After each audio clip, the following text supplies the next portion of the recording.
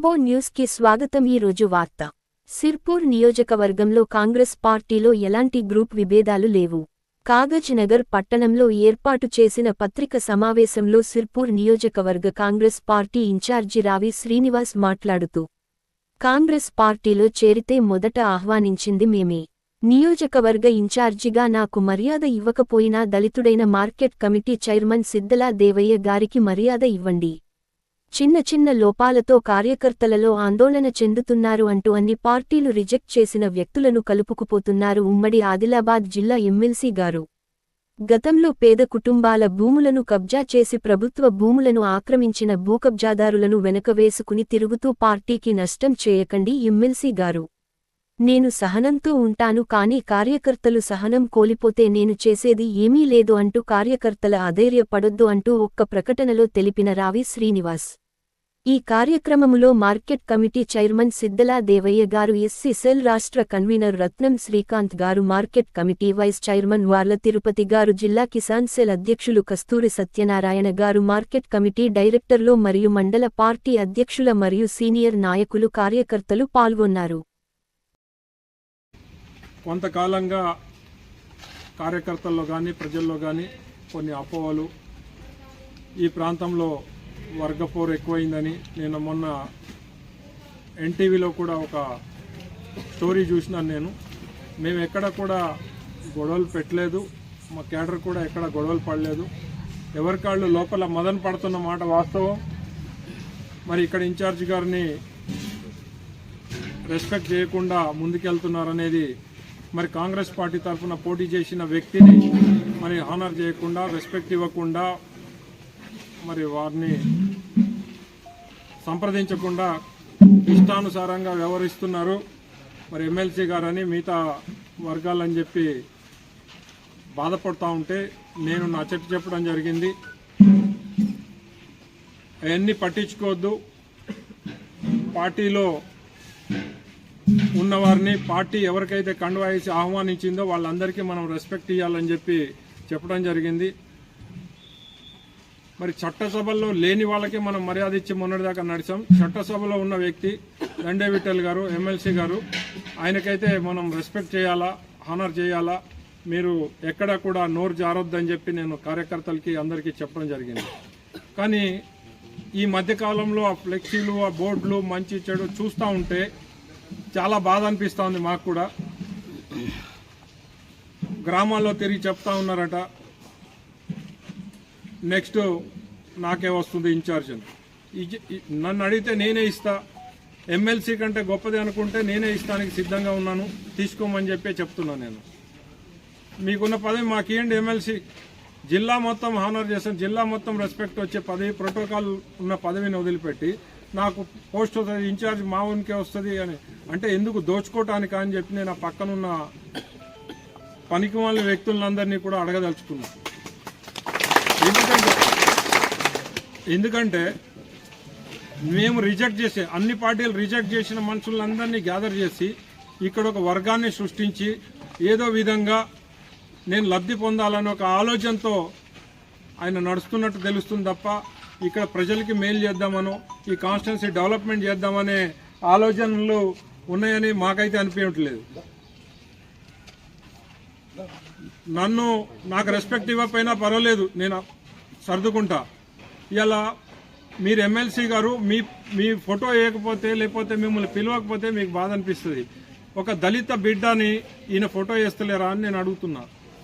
ఇలా market committee chairman సిద్దాల Devayya గారి photo వేయట్లేదు, ఆయనను పిలవట్లేదు, రెస్పెక్ట్ ఇవ్వట్లేదు. ఈ విధంగా చేసుకుంటే పోతే మీరు ఏం మెసేజ్ ఇస్తున్నారని చెప్పి నేను ఈరోజు అడగదలుచుకున్నా. ఇది కాంగ్రెస్ పార్టీ, అన్ని వర్గాల్ని కలుపుకుని వెళ్ళే పార్టీ.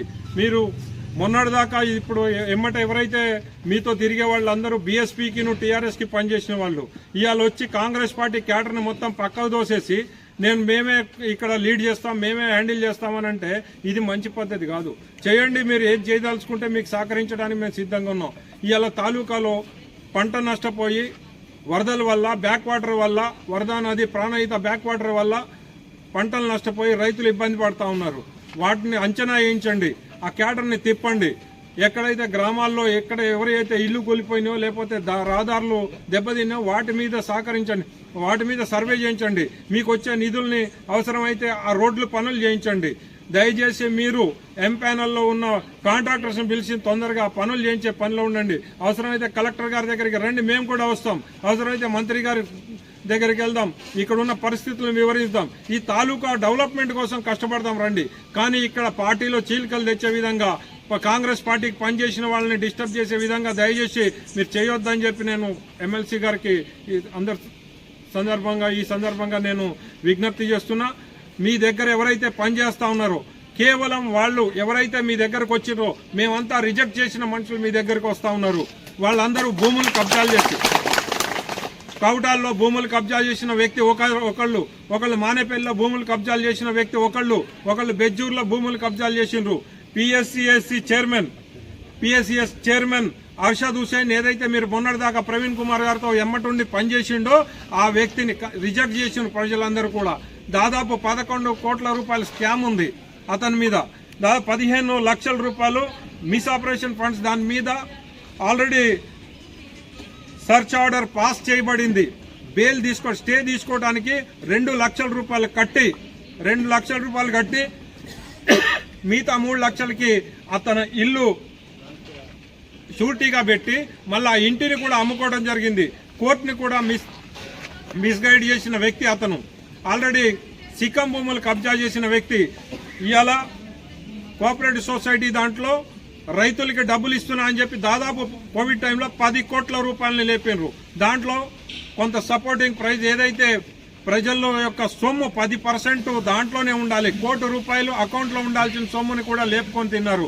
అదే కాదు 105 మంది మెంబర్స్కి లోన్ ఇచ్చినట్టు 40 లక్షల రూపాయలు లేపడం జరిగింది. దాదాపు 11 కోట్ల రూపాయలు స్కామ్ చేసిన వ్యక్తిని ఎమ్మట పెట్టుకొని మాకు ఈ 10 పోస్ట్ వస్తుంది, ఆనని రేపు తీసేస్తున్నాం, ఈయనని ఎవరిని తీసినా కూడా ఇవాళ మీరు మంచి చేస్తా అంటే మీకు సహకరించడానికి మేము సిద్ధంగా ఉన్నాం. కానీ పిచ్చి మాటలు, పిచ్చి ఆలోచనలతోని పనికిమాలిన మనుషులందరినీ వేసుకొని ల్యాండ్ గ్రాబర్స్ ని, శాండ్ మాఫియా చేసే వాళ్ళని, 2 నెంబర్ దందా చేసేటోళ్ళని పట్టుకొని మీరు దయచేసి ఇక్కడ పార్టీని డిస్టర్బ్ చేయొద్దని చెప్పి నేను మీకు విజ్ఞప్తి చేస్తున్నా. అర్థం చేసుకోండి, ఇక్కడ ఉన్న వాతావరణాన్ని, ఇక్కడ ఉన్న పరిస్థితులను అర్థం చేసుకుని నడవమని చెప్పి మీకు విజ్ఞప్తి చేస్తున్నా. ఒకవేళ ఎవరన్నా తప్పు చేస్తే, మా పేరు చెప్పి తప్పు చేస్తే మేము సహించం. దయచేసి అర్థం చేసుకోండి. మీ వెనుక ఎవరైతే ఉన్నారో మొత్తం 2 నెంబర్ దందా చేసేటోళ్ళు ఉన్నారు, వాళ్ళని పక్కకి పెట్టండి. ఇక్కడ మంచిగా డిసిప్లిన్ గా ఉన్న పార్టీని రాంగ్ ట్రాక్ పట్టించే పనిలో ఉన్నారు.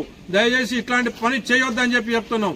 క్యాడర్కి ఎప్పుడైతే మేము కూడా సూచించి మీ ఇష్టం అని అంటే గొడవలు పెరుగుతాయి.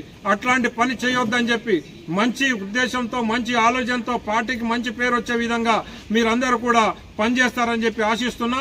ఇక ముందు ఎప్పుడు కూడా మా ఫోటో పెట్టకపోయినా, నేను యాజ్ ఇన్ఛార్జ్ గా ఉన్నా, నా ఫోటో పెట్టకపోయినా నేను బాధపడతలేను, నేనేం మిమ్మల్ని దూషిస్తలేను. కానీ దళిత బిడ్డ మార్కెట్